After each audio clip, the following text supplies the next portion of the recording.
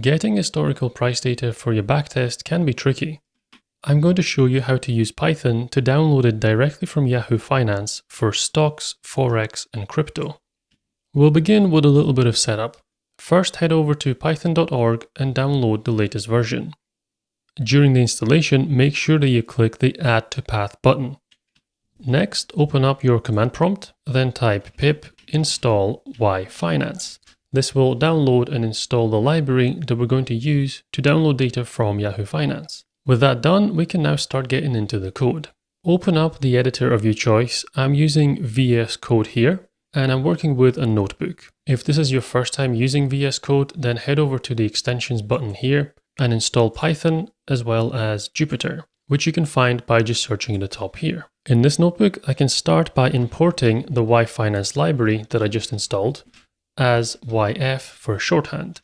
And let's begin by downloading data for Apple. I'll assign it to a variable called data, call YF, which is yfinance, and pass in the download function. The first argument is the tickers. This can be one ticker or multiple, but I'm going to start with just the one. You need to know the name of the ticker. So if you head over to Yahoo Finance and search for Apple at the top, it will give you the chart for Apple, but it will also give you the ticker name in brackets. So I type that in here, AAPL. Then the next argument is going to be the period of time that I want to get data for. So let's say 1 month. And next I need the interval.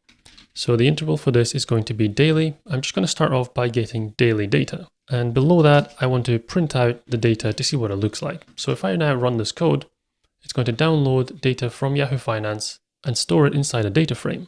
Here I have the name of the ticker, and I have my close, high, low, and open prices, as well as the volume.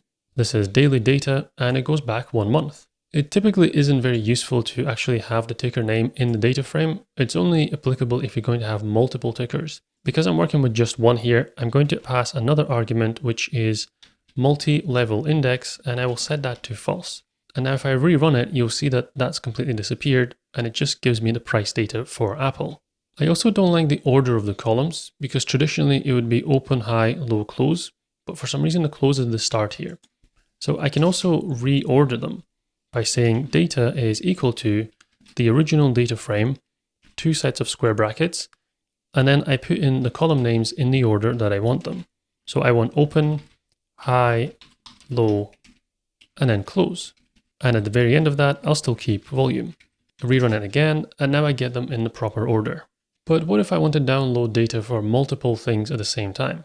So I said that this tickers variable here can't have multiple tickers at once. The important thing is to make sure to wrap them inside of square brackets. This creates a list, and inside of this list, I can pass in all the different ticker names.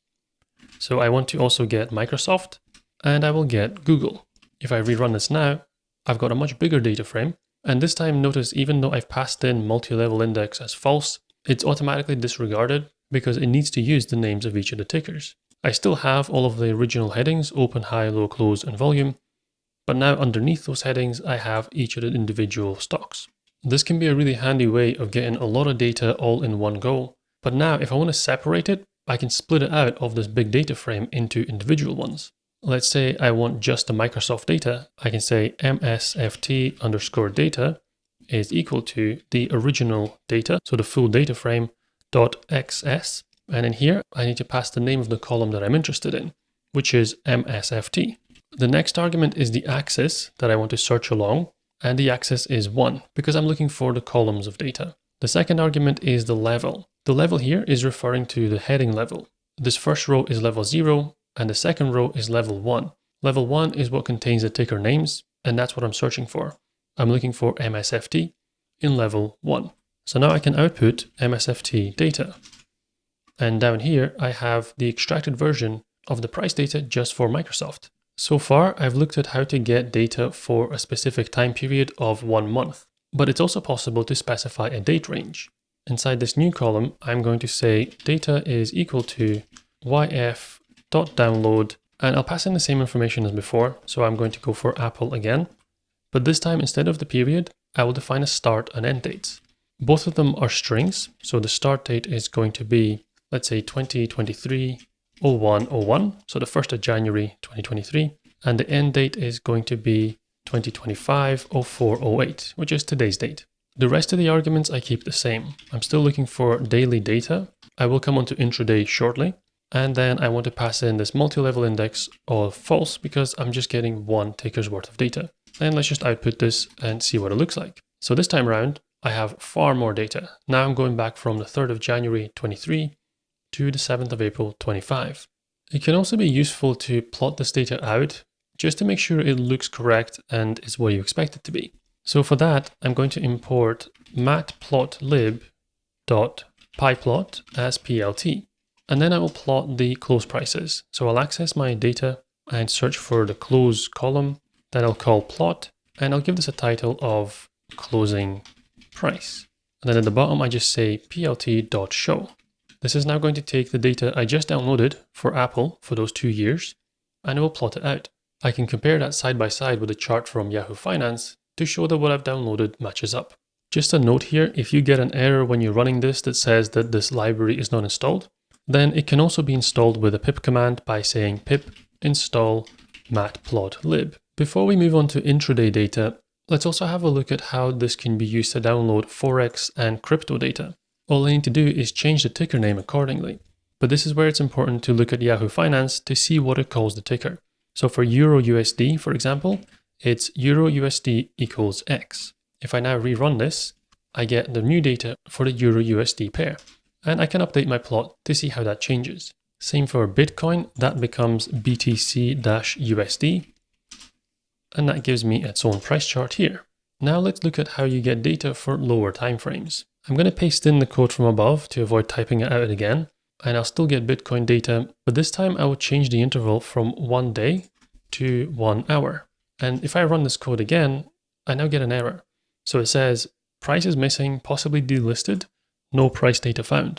But I know that there is price data because I just downloaded daily data for it. If I look a little bit further on, it says the requested range must be within the last 730 days. This is a restriction on Yahoo Finance's API. You can only download hourly data within the last 2 years. So I need to change my start date. If I make this the 1st of May, for example, and rerun it, I now don't get an error, it downloads correctly. So I can just output that data. And now I have hourly data from the 1st of May 23 to yesterday's date. So you can still get hourly data, you just have to make sure that the start date is within the last 2 years. Things do get a little bit more restrictive when you move further down though. So let's say we go for 15-minute time frame. If I run this again on those same dates, it's going to give me that same error. This time it says the requested range must be within the last 60 days. So now you're restricted to just 2 months of data. I would have to make this current year, and let's go back to middle of February. If I rerun this, now I get the data I want, but of course it's restricted to just 2 months worth.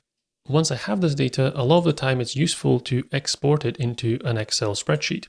And I can do that by saying data.to_CSV, and then just pass in the file name here. So let's say Bitcoin_M15.csv. So if I run this now, it's going to dump that data into a CSV file. And if I open it up, I can see the exact same data in the spreadsheet as I had in my data frame. And that's how you download free data from Yahoo Finance. If this was helpful and you want to say thanks, then hit the like button and drop any questions in the comments below.